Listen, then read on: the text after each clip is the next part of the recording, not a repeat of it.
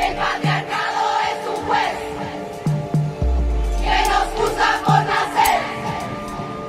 Somos un programa de carácter regional en Chile, hecho en la Araucanía y realizado por Ciudad Pro en conjunto con Restaura Corporación, que busca informar, analizar, desmitificar, deconstruir y poner sobre la mesa aquellas cuestiones vinculadas a la igualdad y equidad de género. Somos María Pilar y Valeria, y esto es Igualdad de Género en la Araucanía.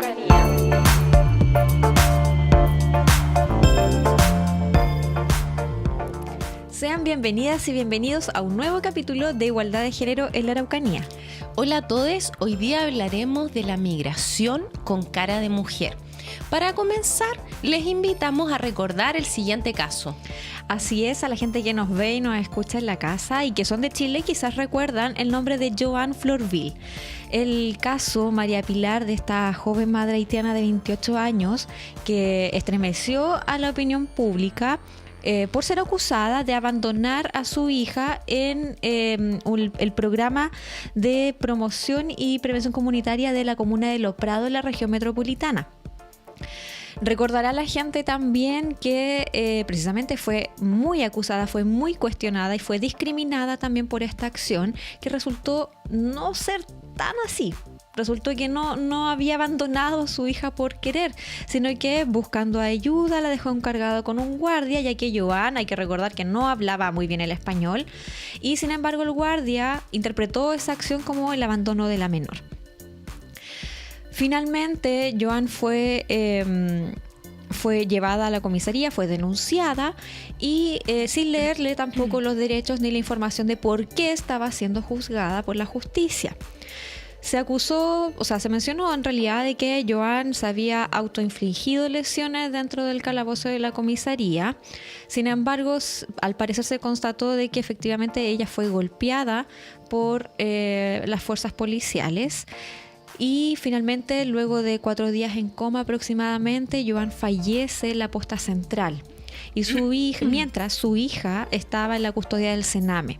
Ella pasó todo ese tiempo desde la denuncia de la OPD sin poder verla, y el padre de la menor también estuvo bastantes meses tratando de comprobar que efectivamente era el padre. Ahora, lo importante de este caso, para que comencemos con el programa, es que el trato que se le entregó a Joanne no fue el adecuado para una persona migrante que no habla español, ya que durante todo el proceso nunca a María Pilar le entregaron la facilidad a Joanne de poder contactarse con un traductor haitiano que pudiera hablar por ella y dar a entender y esclarecer la situación que había sucedido. Así es, Valeria, realmente estremecedor el caso y deja entrever en esa época cómo la sociedad chilena no estaba preparada para recibir población migrante y no lo está el día de hoy.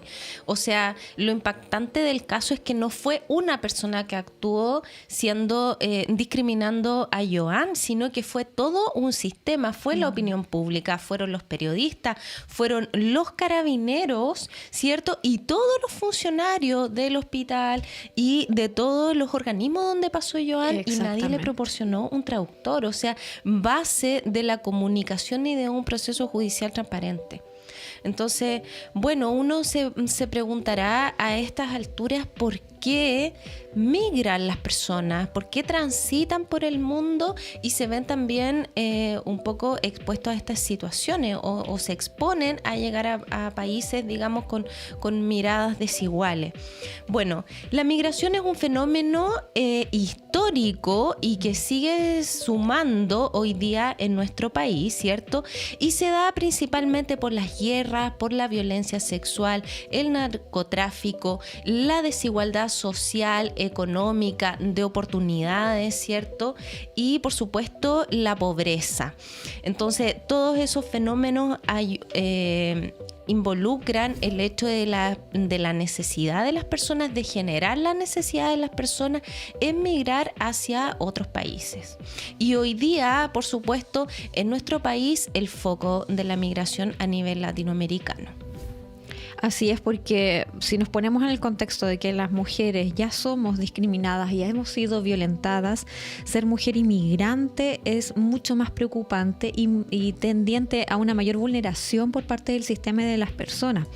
No olvidemos que las mujeres migrantes han sido históricamente vinculadas a diversos oficios, por ejemplo, a la limpieza del hogar, al cuidado de personas mayores y de niños, y no salen de esos estereotipos por la falta de oportunidades también y la necesidad que existe de llevar el sustento económico al hogar. Así es. Por otra parte, ¿por qué migran las personas hacia nuestro país en particular? Pues las Naciones Unidas indican que el atractivo radica en la estabilidad económica de nuestro país por sobre la región. La supuesta estabilidad la económica. supuesta estabilidad económica que desde el 18 de octubre, ¿cierto?, fue develada desde otro punto de vista, pero hasta ese momento nuestro país era visualizado como un país con mucha estabilidad económica. De esta manera se cambió la tradicional migración que tenía que ver más con Perú, con los peruanos que venían a Chile, y empezaron a llegar, entonces se suman Colombia, Bolivia, Venezuela, Haití y Argentina. Ahí hay un punto súper interesante, volviendo al tema de, y mezclándolo también con el supuesto atractivo que tiene nuestro país, y también por la desventaja que es ser mujer migrante y la sobreexposición a abusos también que tienen las mujeres migrantes por la cosificación de los cuerpos, etcétera, etcétera, especialmente las mujeres que son del continente latinoamericano. El movimiento feminista ha buscado poder, y ya lo sabemos también, lo hemos conversado en otros programas, poder igualar la cancha entre hombres y mujeres. Sin embargo, tenemos que tener súper claro lo que ya hemos venido hablando. Ser mujer inmigrante es un síntoma de discriminación mucho más elevada para este tipo de mujeres que para el resto. Bien, las mujeres migrantes están en una mayor desventaja con respecto a las mujeres que están dentro que son pertenecientes al país donde las mujeres han migrado. Y aquí hay un dato súper interesante, porque en el marco del seminario Mujer Migrante en Chile, se da a conocer el estudio exploratorio sobre autonomías física y económica de las mujeres migrantes en las regiones metropolitana, Tarapacá y Antofagasta, del Centro Latinoamericano para el Desarrollo Rural.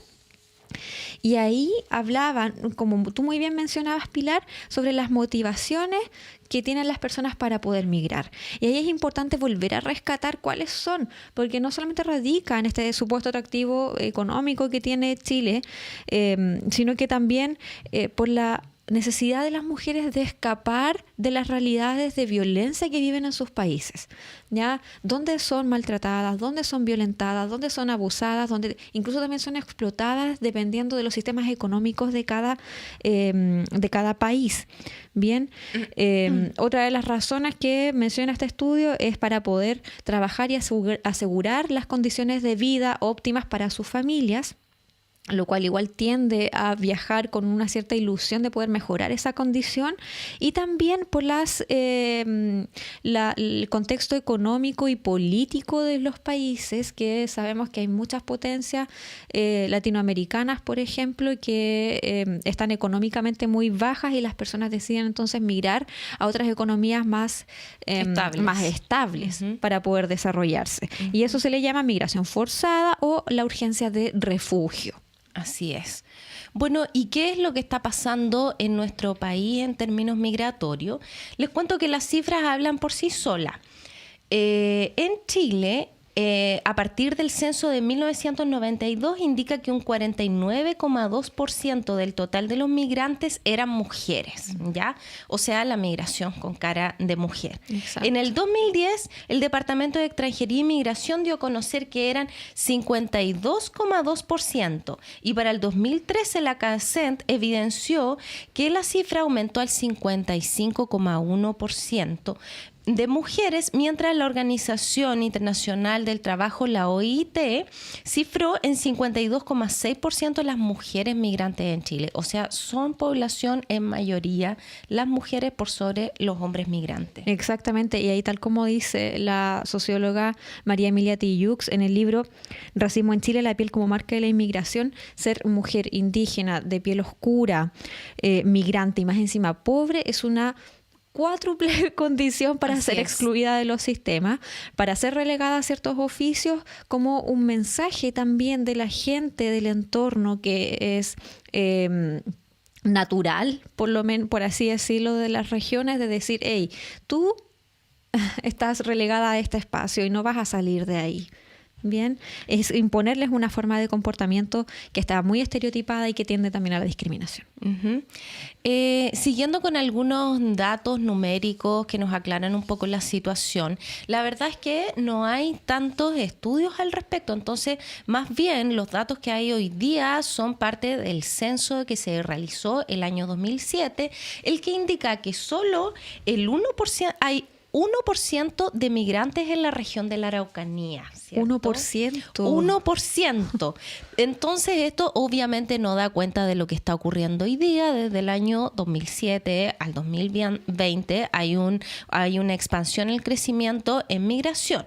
Sin embargo, si observamos estas cifras de manera segregada, nos indican que los migrantes que vienen a esta región, la región de la Araucanía, son particularmente Argentina, seguida de Colombia, Venezuela, Perú, Ecuador, Haití y Bolivia. Son los migrantes con mayor presencia en la región de la Araucanía. Claro, en la región de la Araucanía. Muy bien.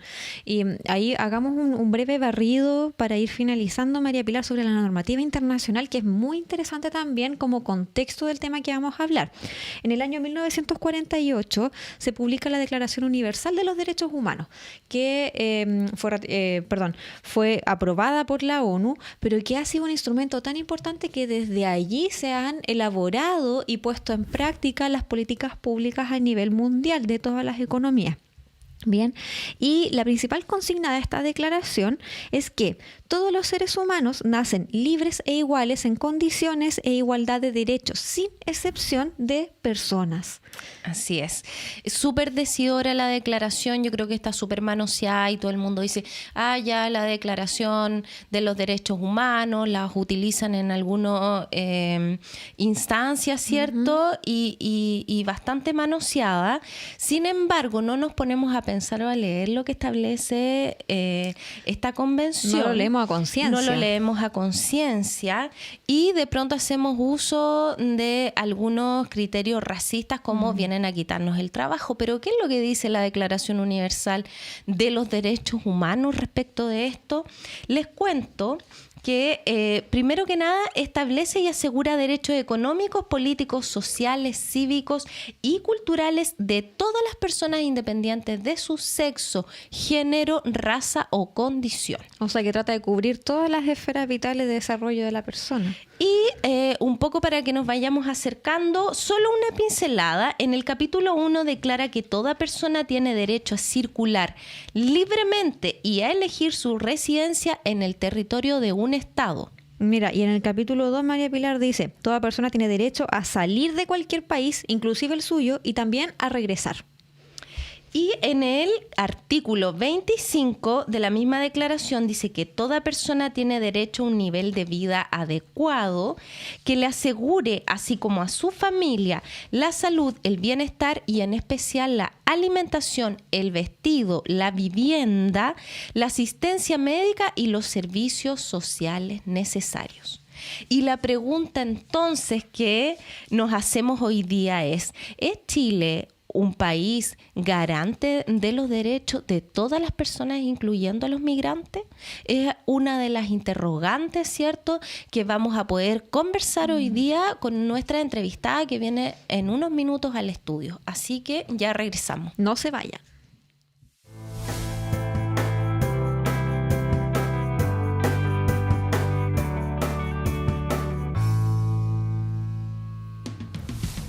Ya de regreso en el programa contamos en el estudio con Nadia Riquelme Almonacid, asistente social de profesión, estudiante del Magíster en Psicología Comunitaria de la Universidad de la Frontera y actual directora subrogante de la Fundación Madre Josefa en la comuna de Temuco.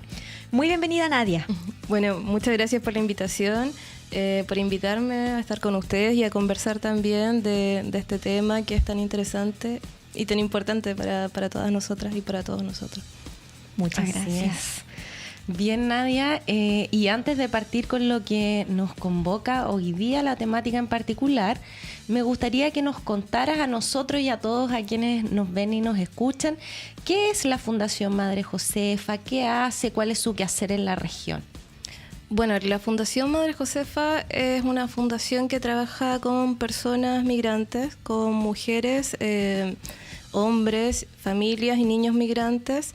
Estamos desde Iquique hasta Temuco, donde en las distintas regiones también se trabajan distintas temáticas en torno a la migración. Específicamente en Temuco existe un centro de atención al migrante y este centro de atención al migrante tiene dos áreas principales, que es como la intermediación laboral y también la intervención social propiamente tal que realizamos con las personas, que tiene que ver en torno a la regularización migratoria y a la migración segura. Ok. Nadia, y ahora enfocándonos luego de este contexto en las mujeres, ¿cuáles han sido las principales demandas de las mujeres migrantes de Fundación Madre Josefa? Yo frente a ese tema tengo en realidad como ese resquicio, puede ser, de que no es solamente las demandas de las mujeres migrantes, sino que las mujeres migrantes tienen las mismas demandas que podríamos tener todas nosotras. Okay. Que es el derecho a un trabajo digno, a salud, a educación, a poder regularizar su situación en el país, como cualquier mujer en cualquier lugar del globo en realidad lo quisiera hacer, y exigir sus derechos que en realidad como nosotras también los exigimos en este país.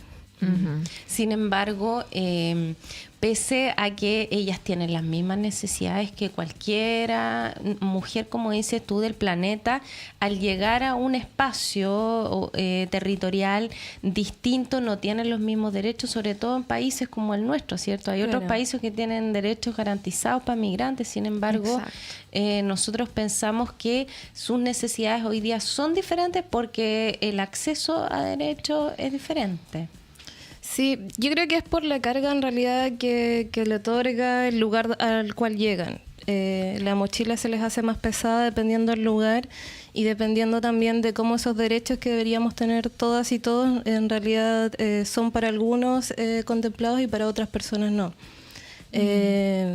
Y en ese sentido también tiene que ver con ciertos patrones culturales que tenemos de forma distinta, y también que no los comprendemos o no los entendemos o no queremos verlos también, de que en esa diferencia también existe esta misma necesidad o estos mismos requerimientos en torno a las mujeres, sobre todo, que tiene que ver con la violencia estructural, con la violencia simbólica que existe, con la racialización de los cuerpos y un sinfín de etcétera, porque en realidad ser mujer migrante, si le pones en realidad como le vas agregando que además es pobre, que además tiene descendencia afro y que además está en otra condición en este país, es una carga pero enorme. Y que además puede engendrar también descendencia, que igual es una carga actualmente en Chile súper importante para las mujeres migrantes.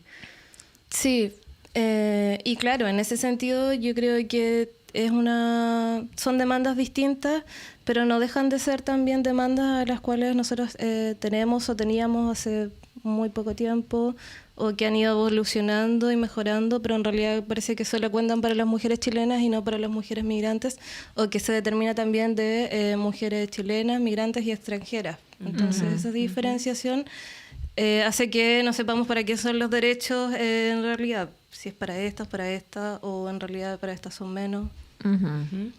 ¿Es Chile un país garante de derechos de la población migrante? Yo creo que esa palabra hoy en día viene a ser, ¿es Chile un país garante de derechos para toda su ciudadanía? Como más global. Claro. porque si tú ves lo que pasó del 18 de octubre a esta fecha, Así es. no sé si Chile sea un país garante de derechos para Incluso nadie. para los propios chilenos, así es. Porque yo también me siento vulnerada a mis derechos fundamentales. Todos nos sentimos vulnerados desde esa perspectiva. Y qué interesante lo que dices tú, señalar que la equidad de género y igualdad de género que ha levantado el movimiento feminista, ¿cierto? Desde hace un tiempo y que ha tomado una lucha con bastante cuerpo y que se ha discutido, ¿cierto? Desde digamos, lo jurídico, lo social y lo comunitario, no es tal o no es igual, y los derechos que, como tú señalas, que han obtenido las mujeres son para las chilenas o para las extranjeras y no de igual manera o igual medida para las migrantes. Sí, yo todo eso lo resumo en realidad como en el ser persona. Cómo me comporto en realidad tiene que ver con eso, porque yo puedo distinguir, por ejemplo, que existe una chiquilla que dice que es feminista, pero es más acomodada y contrata a una persona que es migrante, porque en realidad también existen necesidades de ambas partes. Lo puedo entender, pero no voy a entender que esta chiquilla que dice ser feminista trate mal a esta persona migrante solo por ser migrante o por ser pobre. Y eso es inherente en realidad a si la mujer es extranjera, no es extranjera, tiene dinero o no tiene dinero. Es como ser persona en realidad. Así Claro, es. y bajo ese contexto, Nadia, ¿cuáles han sido lo que tú has podido visibilizar? Pongámonos en el marco de que todas las mujeres, por igual, independientemente de que seamos migrantes o no migrantes, hemos sido víctimas de violencia. Pero en el caso específico de las mujeres migrantes que han llegado a nuestro país o que tú has podido ver que han llegado a nuestra ciudad, ¿cuáles han sido esos tipos de violencia de las cuales han sido víctimas? Ya sea estructural o también a nivel de las relaciones íntimas. Recuerdo y hemos hablado del caso al principio del programa de Joan Flovril, que igual fue un caso súper bullado dentro de la opinión pública. Sí, yo creo que ahí tiene que ver con una violencia simbólica enorme, de cómo vemos a la gente por la calle de forma distinta, de cómo las apreciamos, cómo apreciamos sus cuerpos, de cómo ese cuerpo, como dice la profesora María Emilia Tillú, en realidad tiene una cicatriz solo por ser distinto.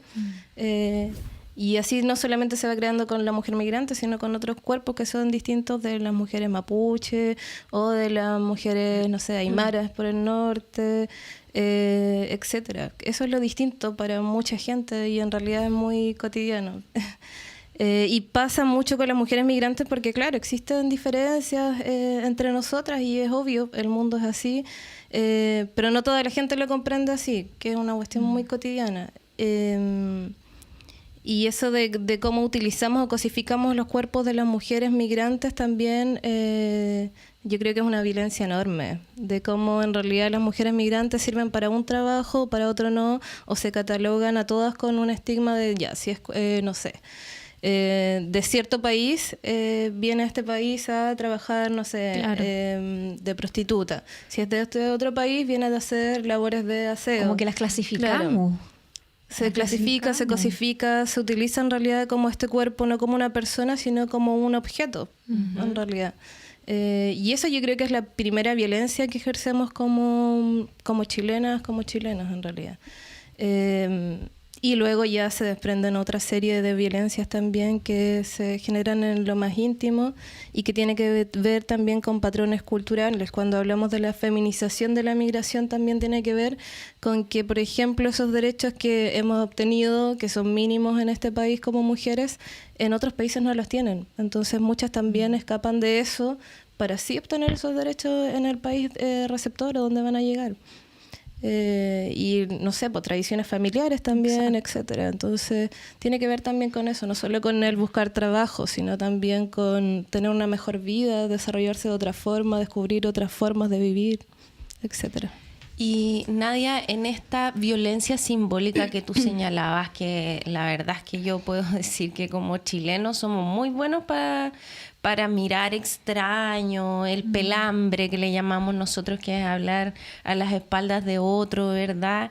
Y todo ese tipo de situaciones se suscitan a partir de una serie de mitos que tiene la gente respecto de la población migrante y en este caso particular de las mujeres migrantes. ¿Cuáles son esos mitos que se sustentan hoy día en Chile, particularmente en la región de la Araucanía? Yo creo que son transversales a lo largo del país, así como que todavía no existe ese cambio cultural profundo que debería existir y yo creo que, bueno, vamos caminando para allá. Pero tiene que ver como, bueno, con el trabajo, que nos vienen a quitar el trabajo. Mencionábamos anteriormente que ese típico mito de que las mujeres extranjeras vienen a robar maridos, de que vienen a trabajar en el comercio sexual, vienen a destruir familias, no sé, y una serie de cuestiones que te sorprenden en realidad, pero que son cotidianas y que sí se dan. Y es necesario también, yo creo, trabajar en eso y que este movimiento social que se ha dado y hablar nuevamente de política y de estos temas que nos chocan, entonces tiene que traer también esta mirada de inclusión, de incluir a la otra que es distinto, que piensa diferente, pero que también podemos convivir, yo creo, de una manera grata y que sea amable en realidad, amable y respetuosa con ese otro diferente. Bueno, tú mencionabas, Nadia, esta necesidad de generar un cambio profundo también en el cotidiano, en el pensamiento de las personas, esta capacidad de aceptar a este nuevo ser que viene a contribuir a nuestro país y que no viene a quitarnos nada. Entonces, bajo ese contexto, ¿cuál es la contribución que se espera de la ciudadanía con respecto a erradicar la discriminación hacia las personas migrantes y hacia las mujeres también? Sí, yo creo que, bueno, lo conversábamos también, que tiene que ver un cambio, bueno, sí social, de base, de que conversarlo con el vecino, con la vecina, que no es tan malo, que no sé qué. Yo creo que tiene que haber un cambio que sea gradual, porque no podemos imponerle, yo no le puedo imponer mi visión a la otra persona, pero sí la otra persona se puede dar cuenta a través de su propia experiencia, en realidad, que somos personas, somos todas personas en realidad, como que yo lo resumo en eso, porque no le encuentro otro concepto para poder denominar o denominarnos a todas y a todos. Pero sí contribuir, claro, como les digo, desde la base, pero también tiene que haber una contribución estructural que tiene que ver como cómo este gobierno se toma la migración, porque la migración en este país siempre ha existido. Parece que, claro, algunos migrantes son extranjeros, otros son migrantes y, claro, se clasifica según su poder adquisitivo. Y yo creo que tiene que haber ese cambio a nivel de educación también, de cómo las escuelas van tomando y van adquiriendo este nuevo patrón para incluirlo también en esa tan denominada inclusión que existe en las escuelas, que yo no sé qué tan inclusiva puede ser si también estamos diferenciando a la persona que es de otro color, que hable distinto, que piensa distinto. Entonces tiene que ser una inclusión, yo creo que reúna todas las esferas o los fenómenos sociales que existen, no solamente algunos. Claro, considerando que la palabra inclusión la utilizamos, pero para de la boca para afuera. Sí, claro. y desde el mundo escolar también se entiende desde las personas en situación de discapacidad. Exacto. Y yo creo que hacer la invitación a todos finalmente a pensar en el racismo que tenemos hoy día arraigado como país finalmente, ¿verdad? Y de pensar quién es diferente y por qué es diferente o esa marca de la norma, lo normal y lo que no es normal dentro del país, finalmente. ¿Quién pone las normas? ¿Quién pone los estándares de patrones comunes y que nos hacen dejar a medio mundo afuera? Sí, no, de todas maneras, y yo creo que tiene que existir educación en realidad en torno a estos temas y a muchos otros temas, pero desde el nivel preescolar hasta la universidad, porque no es extraño ver a estudiantes universitarios, a nuestros propios compañeros hablar de yo no soy racista, pero entonces Sí. anulando todo lo otro de yo no soy racista, y en realidad si eres racista encubierto, quizás tienes sesgo racista, y claro, nadie es perfecto, pero podemos contribuir a crecer y a mejorar y a deconstruir esa mirada también que existe en torno a ciertas temáticas. El mundo va girando, entonces nosotros también tenemos que ir adecuándonos. Exactamente, Nadia, queremos agradecer esta contribución que nos realizas al programa y a todas las personas que nos escuchan y nos ven también desde sus casas. Es importante hablar sobre el tema de migración porque, como tú bien decías, es súper interesante decir yo no discrimino, pero... Y ahí, como dices tú, claro, anulamos todo el resto. Y aparte una realidad tan silenciosa en nuestro país y que ha causado también varios estragos y varios choques de opinión porque tal vez no nos sentimos preparados para esto. Así que estamos muy agradecidos de tu visita y del aporte que nos pudiste realizar para este programa. No, muchas gracias a ustedes, de verdad. Muy agradable compartir y poder hablar de estos temas que son tan necesarios. Exactamente. Entonces, ahora... Bueno, tenemos nuestro espacio, la sugerencia de la semana, Nadia, donde hoy día vamos a sugerir un documental para todos aquellos que les interesa el tema y que les gustaría darle una pincelada a partir desde otra mirada. Este documental se llama Mi vida dentro, es dirigido por Lucía Guajá, mexicana, y es un documental que fue filmado en un penal de la ciudad de Austin, Texas, donde quedó presa Rosa. ¿Ya? Esta mujer cuidaba a los hijos de una norteamericana y uno de los niños fallece y ella fue juzgada sin mayores pruebas respecto del asesinato de este niño y estaba siendo apresada por presidio perpetuo sin acceso a ningún otro tipo de pena. Por lo tanto, este documental relata los 12 días que duró el juicio y cuenta además las entrevistas en la celda de Rosa, activistas y entrevistas de sus familiares. El documental propició una campaña de denuncia y apoyo a Rosa para que se reabriera el caso y contara con la asesoría jurídica y legal que ella realmente necesitaba. Entonces habla brutalmente respecto del racismo también en el país cercano que es Estados Unidos y que ellos están un poco más avanzados en el racismo y el clasismo que nosotros. Así que esa es la invitación y búsquenlo en la web. Así que con esta tremenda invitación a complementar lo que ya hemos conversado con Nadia de Fundación Madre Josefa, despedimos el programa de hoy. Los invitamos a seguir a Ciudad Pro por las redes sociales de YouTube y Spotify y a Restaura Corporación por Instagram y por Facebook. Nos vemos en un próximo capítulo de Igualdad de Género en la Araucanía. Nos vemos.